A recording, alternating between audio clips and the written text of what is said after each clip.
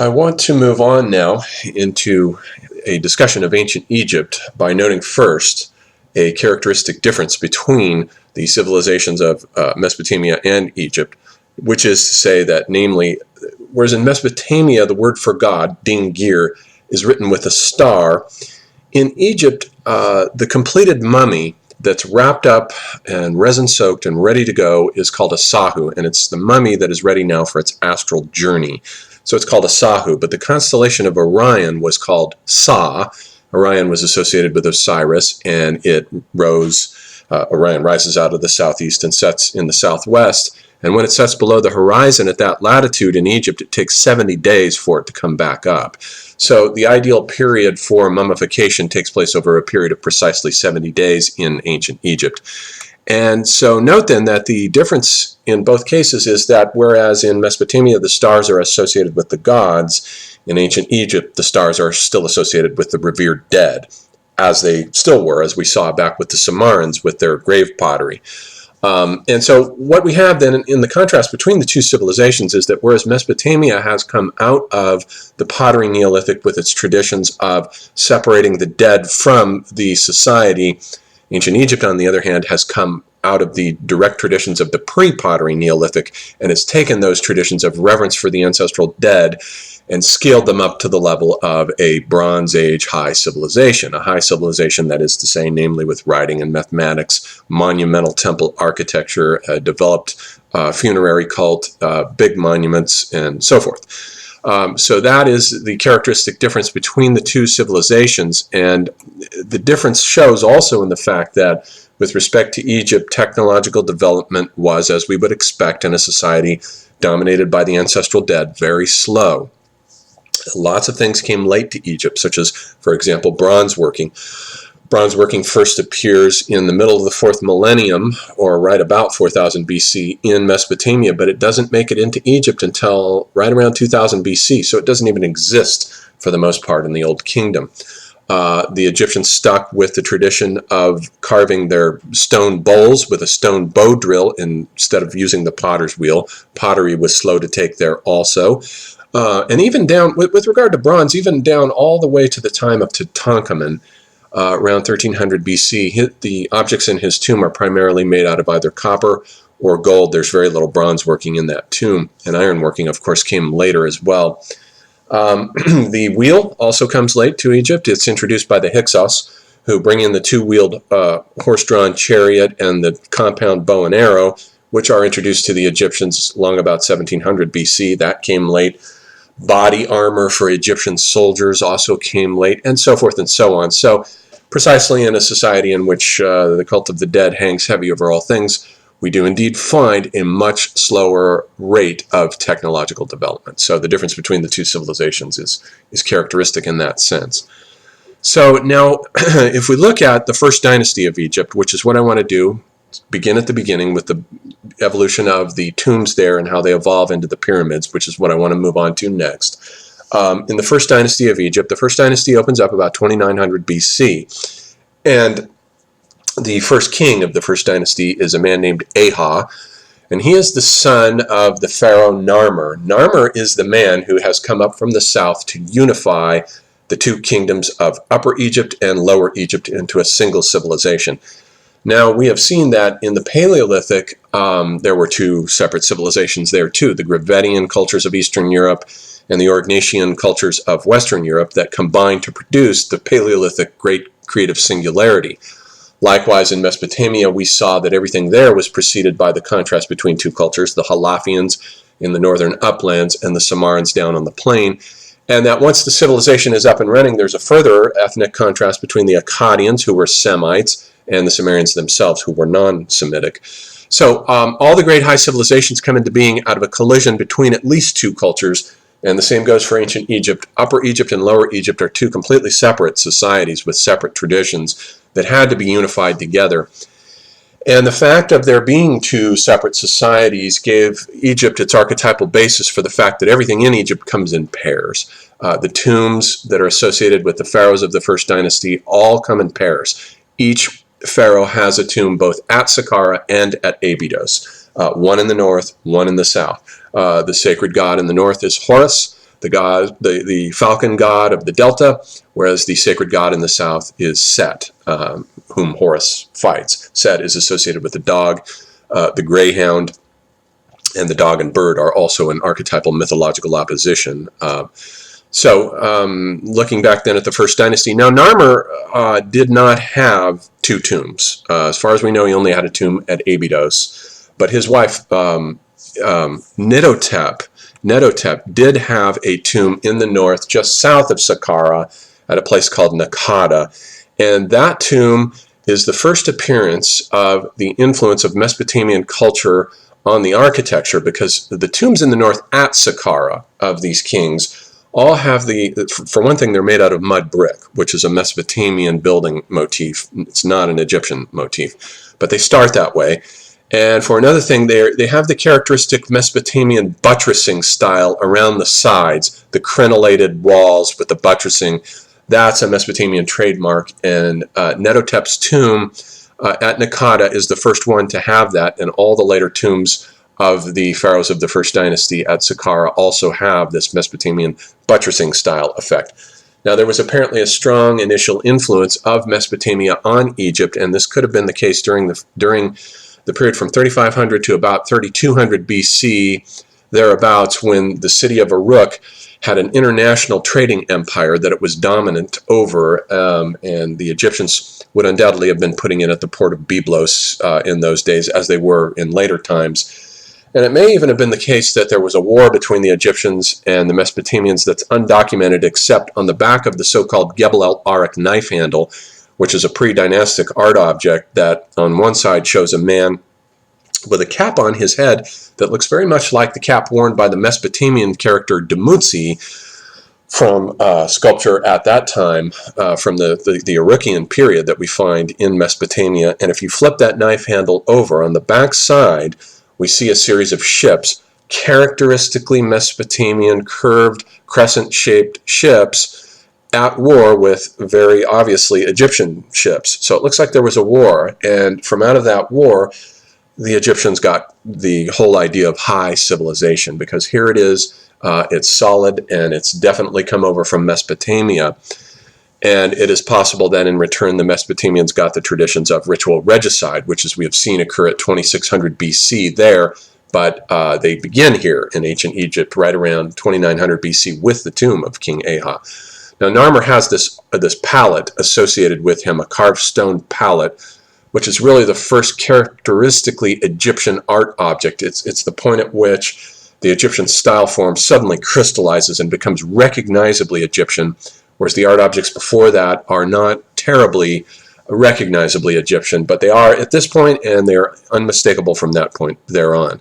On the one side, we see Narmer in the characteristic smiting gesture with a mallet or a mace raised up in one hand, and in the other he is holding the enemy whose skull he is about to crush with the hammer. That's a characteristic Egyptian motif that we find going all the way down through their civilization. But if you flip Narmer's palette over, on the back we see a motif that is completely alien to Egyptian civilization, but is native to Mesopotamian civilization, namely two lions with long serpent-shaped necks intertwining with each other like the caduceus that Hermes carries. That's a Mesopotamian motif, and it's completely alien here in Egypt, and it doesn't appear in Egypt afterwards. So again, this period is part of whatever happened with the civil wars that Narmer led, where he unified the kingdom, must also have been preceded or occurred in tandem with some sort of a war with the Mesopotamians, because their hand and their influence is unmistakable on early Egypt at this time. So looking now then at the tombs of Aha, Aha's tomb is the first one of the First Dynasty, and he is the first of these pharaohs to have not only two tombs. He has one at Abydos in the south and one at Saqqara in the characteristic Mesopotamian buttress style. And he also is the first to begin the practice of killing off the entire court, because he has found his grave occurs at Abydos, and it's most likely that he was buried at Abydos. Most of the pharaohs seem probably, even though none of the bodies are found in these tombs because they've all been robbed, because the names stelae occur on the tombs at Abydos, and they don't occur in the tombs in the north. So it's very likely that these pharaohs were buried in the southern and not the northern tombs at Saqqara. And they were buried with all their court, with all their retainers. Aha was found buried with the graves of about 30 of his retainers, and a couple of lions were strangled or killed and buried with him. The retainers were most likely either strangled or given poison, and he was put into a brick-lined grave. And nearby now, not too far away from Abydos, there was something called, near the cemetery of el-Kab, there was something called the Royal Funerary Enclosures. And the Royal Funerary Enclosures are these long, rectangular-shaped monuments that are designed in the kind of Mesopotamian, with the Mesopotamian buttressing along the sides. But on the inside of these rectangular monuments, it's completely empty. So we don't know what they were used for. Most likely, though, they were used to enact the so-called Sed festival, whereby the pharaoh's power was renewed every 30 years. And this may come out of a tradition in which originally every 30 years the pharaoh was killed. Nowadays, at the point that we're at here in the First Dynasty, the pharaoh probably just died a natural death, but his entire court was killed along with him. And in one of these graves at the royal enclosures, or rather the royal enclosures themselves, they weren't graves, although some dead have been found buried with them, were found 14 separate boats, and it's unclear which pharaoh these 14 boats belonged to. Each one was buried in its own individual brick-lined grave, and it may be connected with the fact that we know that the sun god Re had 14 separate Kas, so it could have been the case also that Pharaoh had also, like Re, 14 separate Kas at this point, and that's what these boats stand for. We don't know for sure. The next pharaoh after Aha of the First Dynasty is a man named Djer, D-J-E-R, and his grave is found just to the southwest of Aha's, and it is surrounded now by the graves of not just 30 retainers, but 338 retainers, most of whom were women. We never found a number anywhere near that many in the royal tombs of Ur that were buried with Pharaoh, so either Pharaoh's ego here was very large, or it was simply the case that he had a very large court that he had to take down into the underworld with him. In the subsidiary graves of the third pharaoh, Mernet, who incidentally was probably the first female pharaoh. Don't let scholars get away with telling you, as I hear them still saying to this day on some A&E Ancient Mysteries type programs on cable, that Hatshepsut was the only female pharaoh. That's not the case. Mernet also had a tomb at Abydos and a tomb at Saqqara, and she would not have had two tombs unless she was a pharaoh. So she was most likely the first Egyptian pharaoh. So she is buried nearby as well. Now, two pharaohs later down the line. Now, this tradition, I should point out here, of burying the retainers with the court only lasts through the First Dynasty. And by the time we get to the end of the First Dynasty, they stop doing it. And instead they put in place of the retainers these little figurines called Shabti figurines, which have to be animated with a magical spell, as does everything in the afterlife. And the whole idea was that you take the retainers of the court with you, so they'll do all the work for you, just as we saw in the Mesopotamian myths, where the whole reason that men were created was to become slaves for the gods. So too the retainers, and in this case, Pharaoh is a god. He is regarded, unlike the Mesopotamian rulers, as the incarnation of a divinity. And the Shabti figurines then become, they replace the actual literal retainers so that they no longer have to be buried with the pharaoh, and I'm sure they were relieved about that.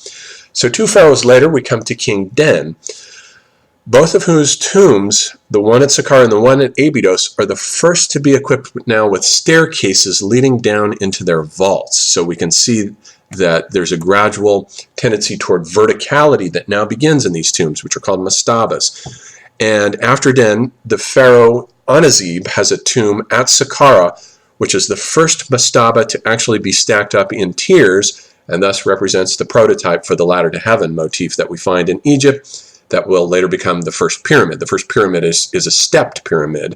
It's a staircase leading up to the stars. In other words, just like the Mesopotamian ziggurats were.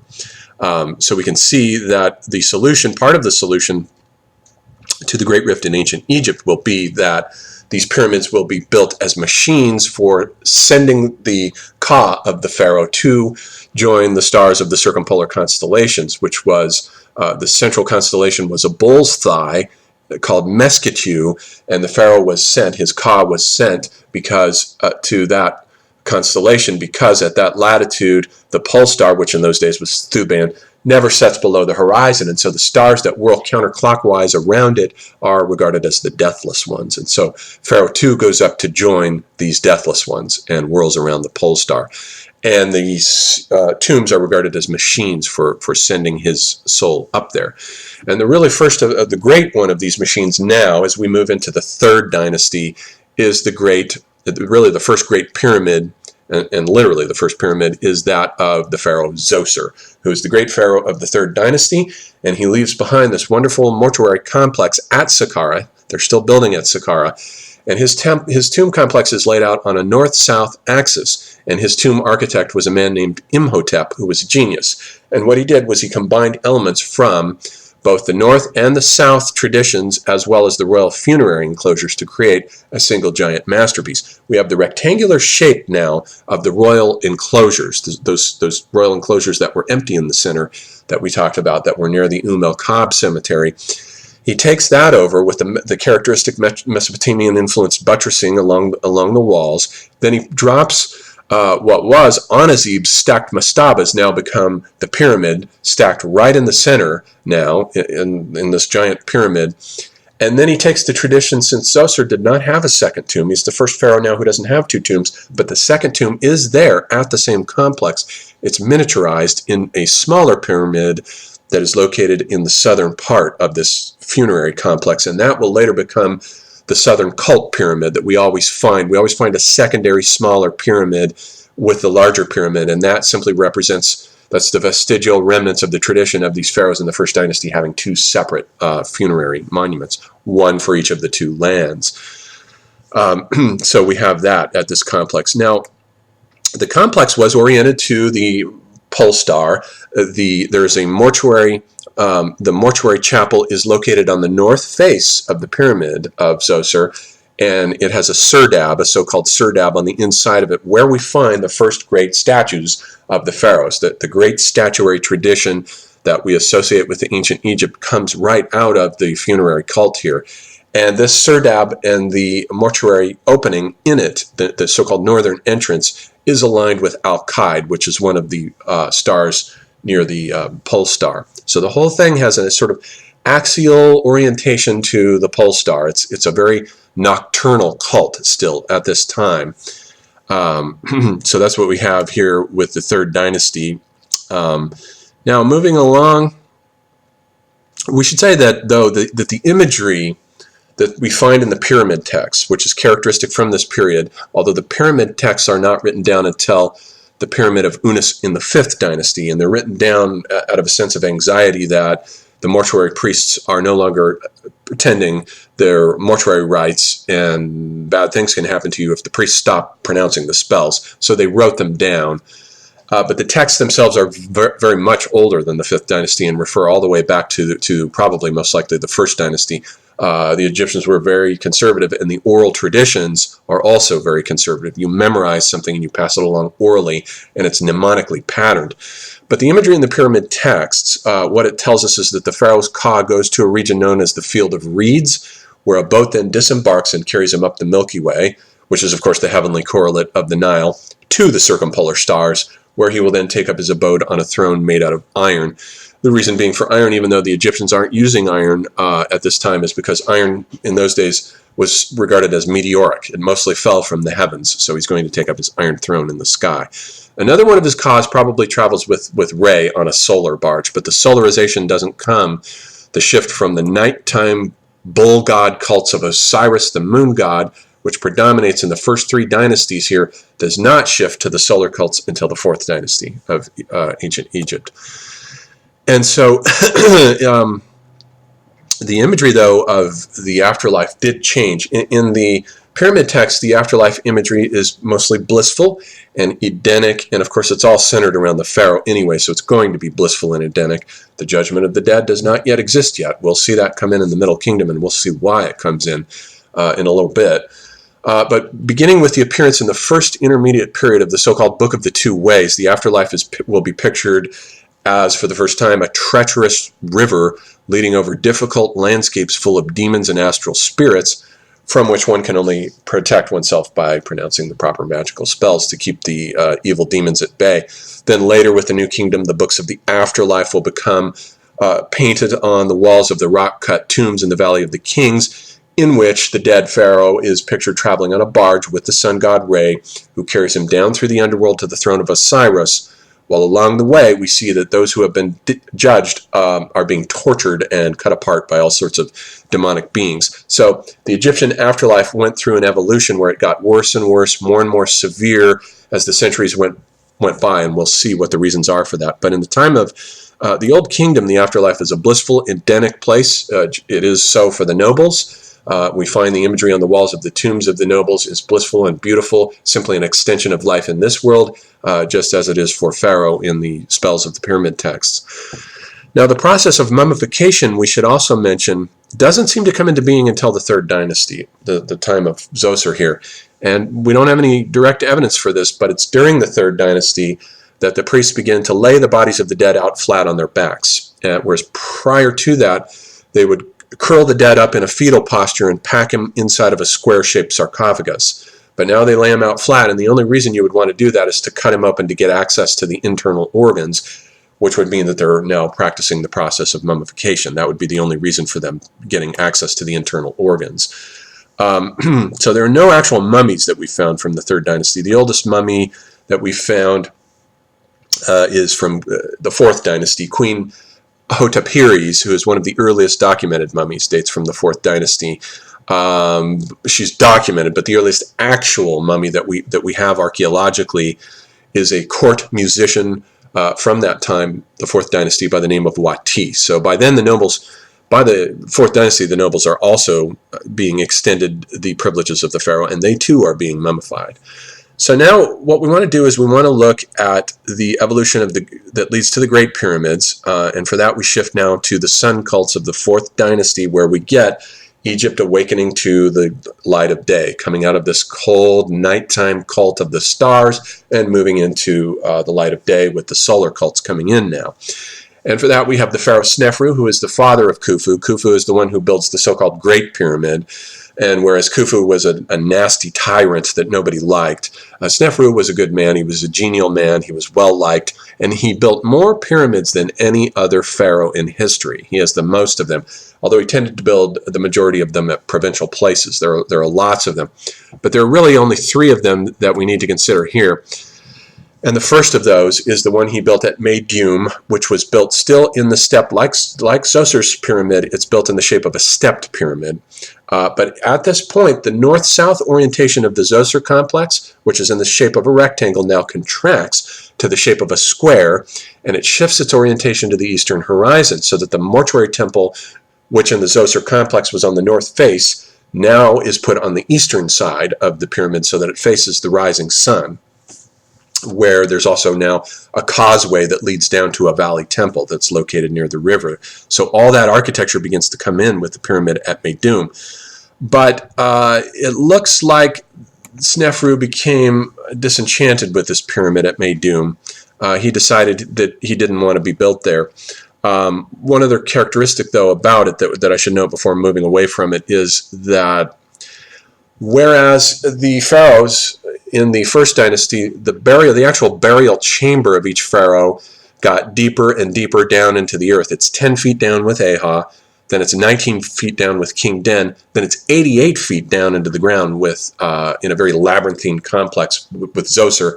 With the Meidum pyramid now, the burial chamber now begins to split into 3 separate units. So it's possible that we have 3 Kas, maybe. We don't know for sure why it's in 3 separate units. But it's constructed just above ground in the dead center of the Meidum pyramid. And this is coincident with a shift from the Shtonic earth cults of Osiris to the rise of the Re cults that are coming in now, the solar cults. And it appears now that the pharaohs from henceforth, as the dynasty evolves, the burial chamber will move up higher and higher and higher away from the ground until with the pyramid of Khufu, the Great Pyramid, the king's chamber is located all the way high up in the center of the pyramid, So the kings are trying to get closer to the sky and away from the earth now, which now is regarded as something inferior to them. So for some reason, though, Snefru decided he didn't want to be buried at Meidum. That may have been for political reasons, because perhaps Meidum was located too far south for him to keep a stern control over the delta. So he moves a little further north to Dashur, where he then builds the so-called bent pyramid.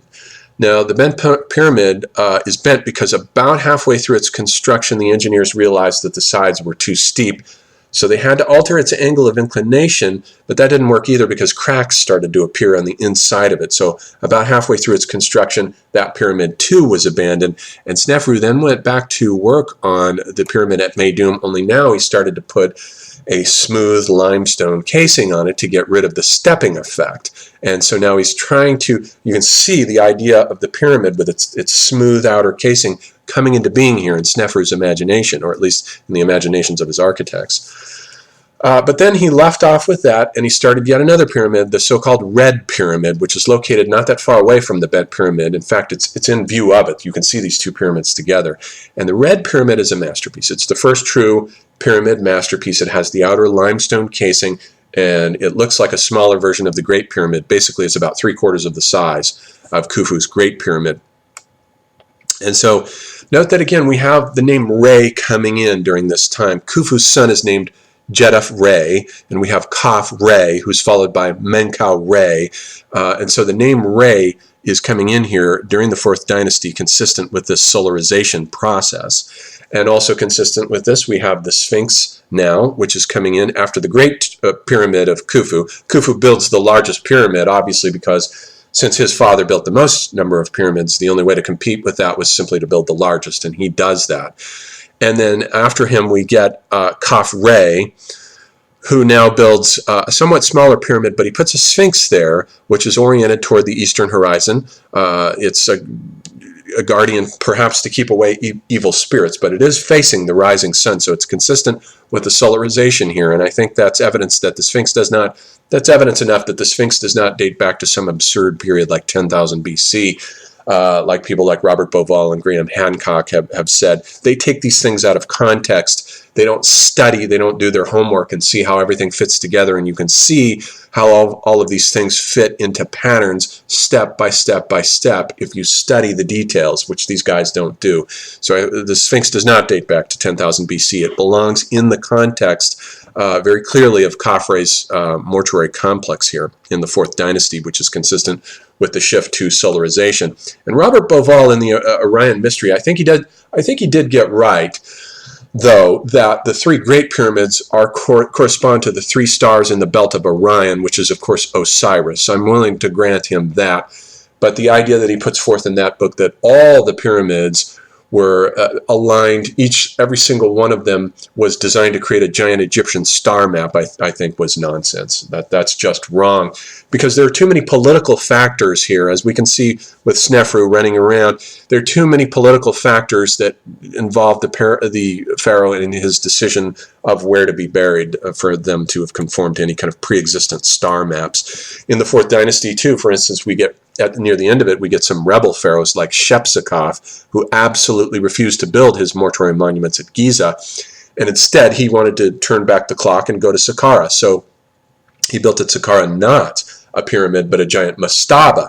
So he was going back to the traditions of the 1st dynasty, as in the cult that is in a civilization that's based on ancestor worship. The Egyptians are constantly trying to go back to the initial traditions of the ancestors at the beginning of the civilization. Akhenaten too, in his own way, as we'll see, does something similar. So Shepseskaf builds a huge mastaba, although his sister Kentkaz does build her mortuary monument at the end of the 4th dynasty here at Giza, but she builds it not in the shape of a pyramid, but as a gigantic mastaba, the biggest ever built, and sometimes it's regarded as the 4th pyramid at Giza, although it's not a pyramid at all.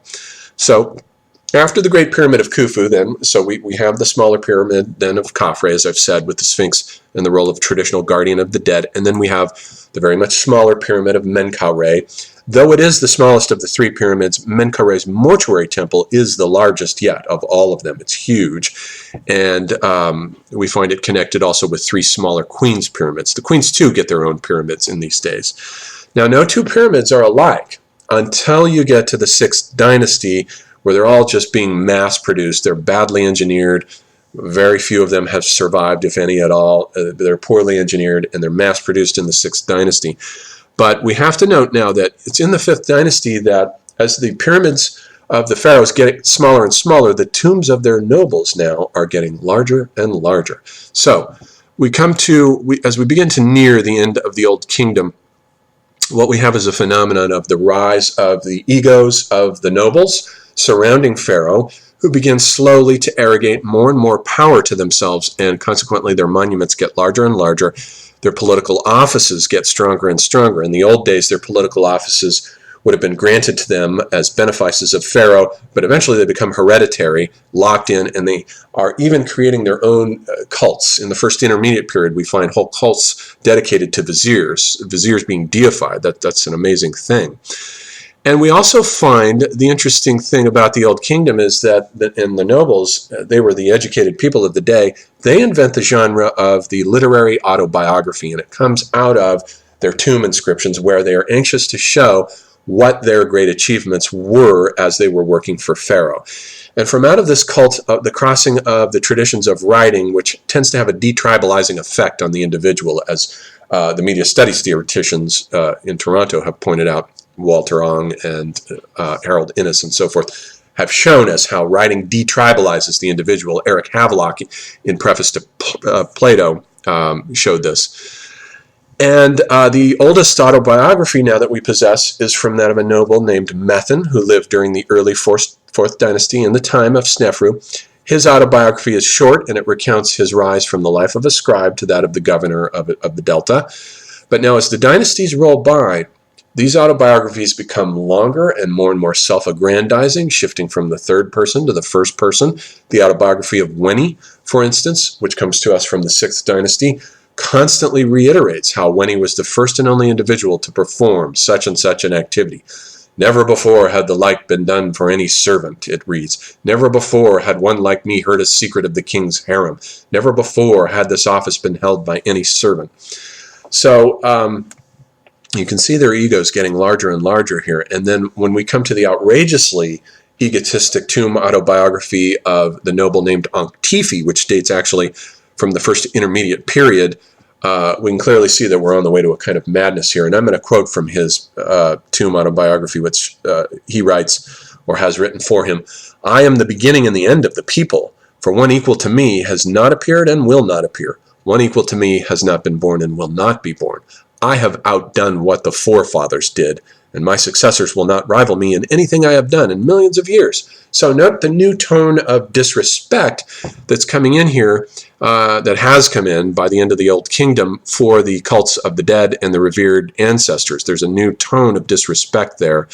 So it looks as though the Old Kingdom was torn apart by this decentralization process. And whereas the tombs of the pharaohs during the 5th dynasty had been shrinking, we have the larger and larger tombs of nobles like Ptah-Shepses and Mary Ruka, who were buried in huge and complex edifices that borrowed all sorts of architectural motifs from the tombs of the pharaohs, such as pillared courts and storage magazines, also stairways leading to rooftops. And during the 4th dynasty, it was regarded as a privilege to be buried near the pharaoh's pyramids, but by the 5th dynasty, that's no longer the case. The nobles are buried in their own provinces, and they no longer even invoke the official cult of Re in their inscriptions, but rather their own local deities.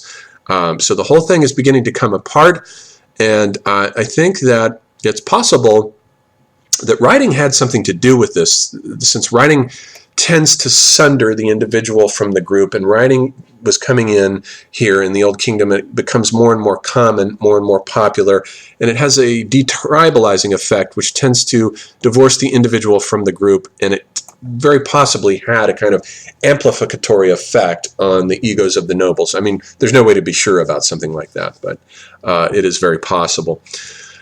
So in earlier traditions, the walls of the pyramids were blank, as I've said, until the pyramid texts were written down on them. But the reason that they're written down on the Pyramid of Unas first, as we have seen, is because the priests were no longer tending their mortuary rites. And so that's why we get the pyramid texts that are written down in the Fifth Dynasty, and that tells us that we're entering into a period of crisis here, of spherological collapse, to use Peter Sloterdijk's term.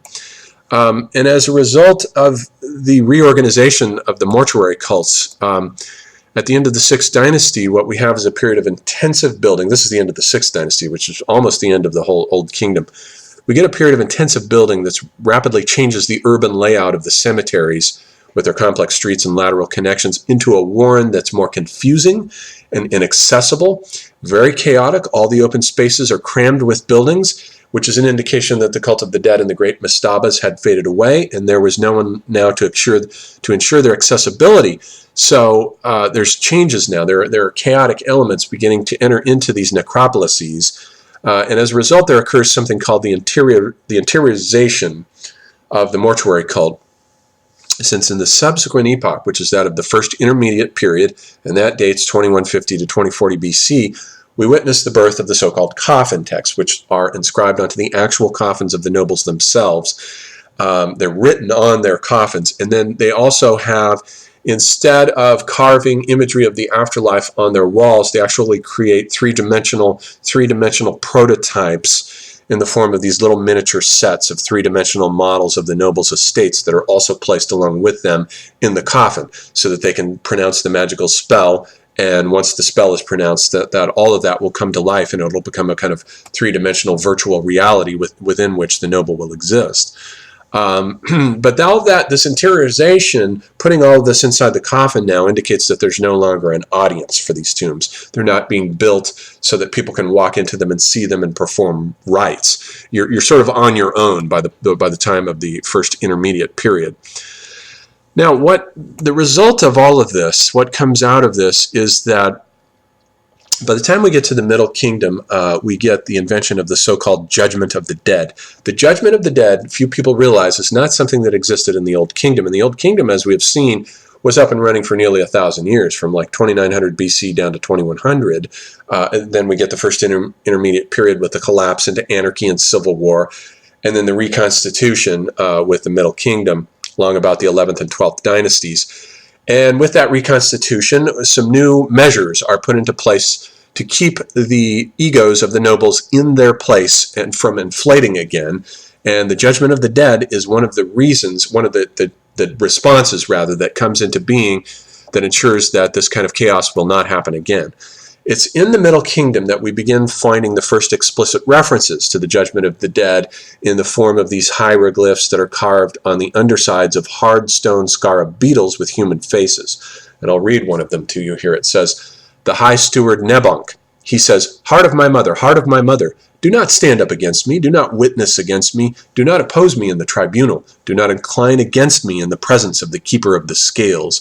You are my Ka, the one within my body, the Khnum who makes my body whole. You come to happiness with me.'"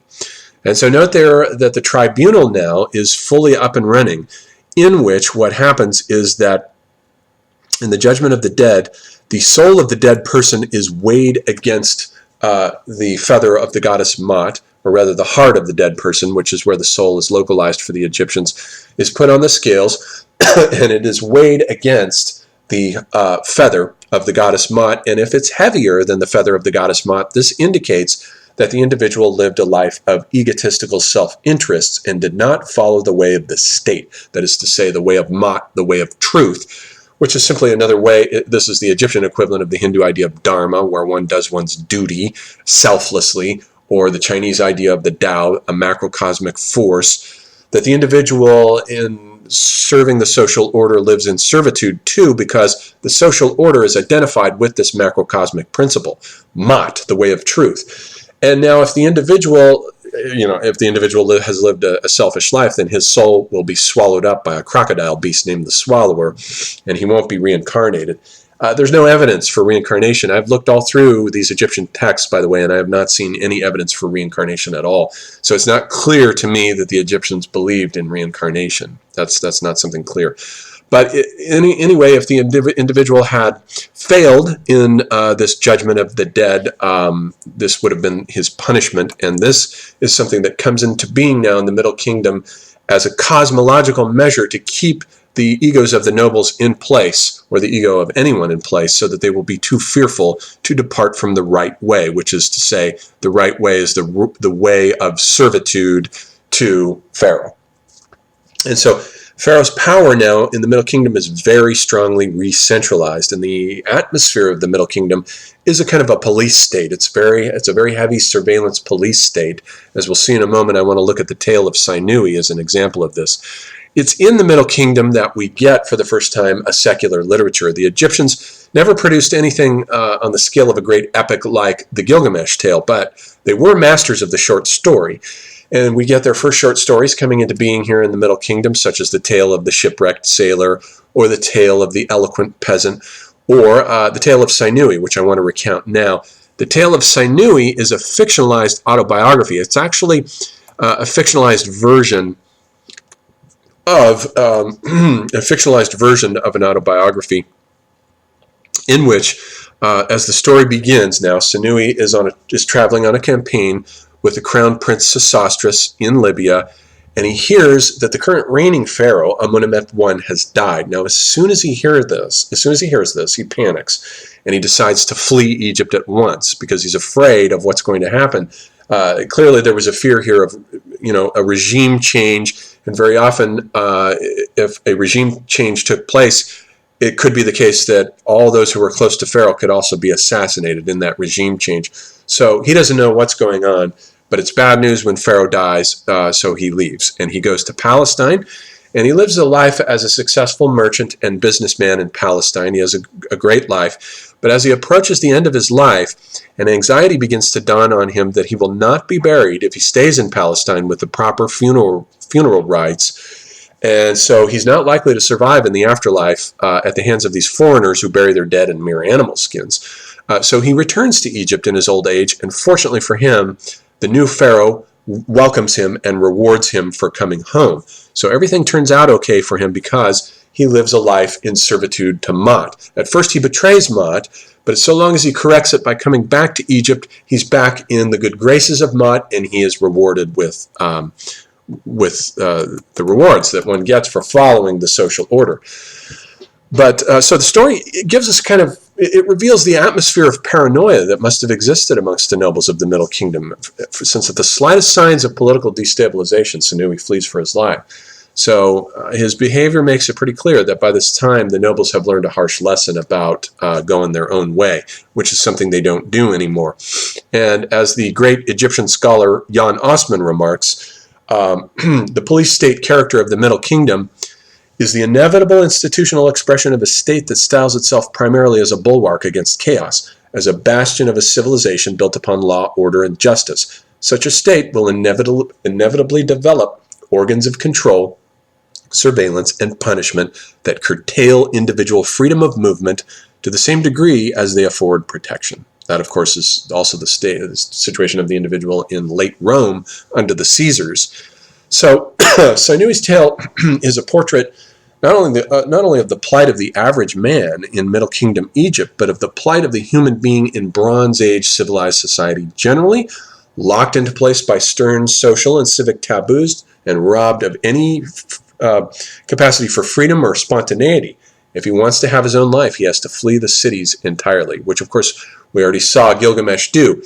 Gilgamesh, and as we'll see in the next discussion, Akhenaten, represent the earliest beginnings of, they're the sort of foreshadowing of the coming of Karl Jaspers's axial age, which Jaspers dates from 800 BC to 200 BC, in which there is no longer a faith in the official state religions of the city-states to save one anymore, precisely because of the authoritarian nature of these city-states, those religions can no longer be trusted. And so the individual has to turn to this or that prophet who will teach one a religion of self-salvation that will enable one to go one's own way. The prophet, the Lao Tzu, or the Pythagoras, the Plato, the Confucius will teach one the tools. He will put into one's hands the necessary tools of self-salvation that will enable the individual to save himself. And that's the essence of the axial age. But I think already we can see in Gilgamesh's disillusionment with the official religion of the city of Uruk, namely the religion of Inanna, and he goes out into the cosmos in quest of his own private vision quest experience, I think we can already see the foreshadowing of the axial age. Akhenaten too will also do, as we'll see next time, something similar. He will turn his back on the Egyptian social order and create the world's first utopian city. That will be his response. So both Gilgamesh and Akhenaten represent the earliest beginnings of the coming of the axial age, the age when the individual can no longer put his faith in the official state religions. The state is, as Deleuze put it, an apparatus of capture in these days, and the individual has to trace his own line of creative flight, as Senui tries to do, but since Senui is a mental prisoner of Egypt, he's ultimately brought back into the fold and never really is able to escape, and neither was the average individual of the Bronze Age world, who had now become a cell locked into the larger cellular architecture of the great organism of the Leviathan of the state. So we'll look at next time the situation with Akhenaten, and we'll see how with Akhenaten the Egyptians respond to the problem of the tyranny of the state and in an attempt to break away from it, and also to go, Akhenaten, as we will see, will go to war against the astral cults, against the funerary customs that he associates as the official state religion. So we'll take a look at that next.